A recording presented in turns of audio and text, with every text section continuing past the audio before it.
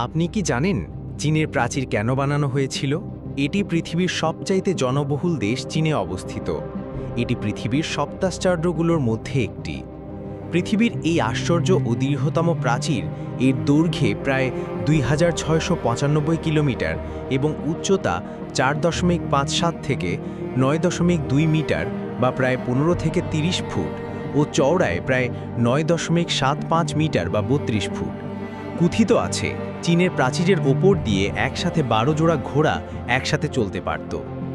প্রাচীরের ইতিহাস খ্রিস্টপূর্ব 5ম শতক থেকে খ্রিস্টীয় 16 শতক পর্যন্ত সময়ে চীনের উত্তর সীমান্ত রক্ষা করার জন্য এ প্রাচীর তৈরি শুরু করা হয়।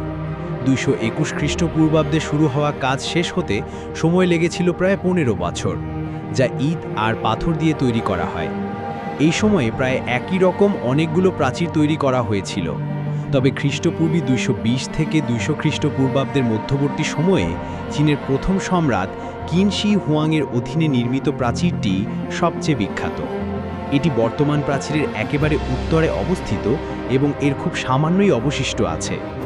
বর্তমান প্রাচীরটি মিং রাজবংশের শাসনামলে নির্মিত হয়।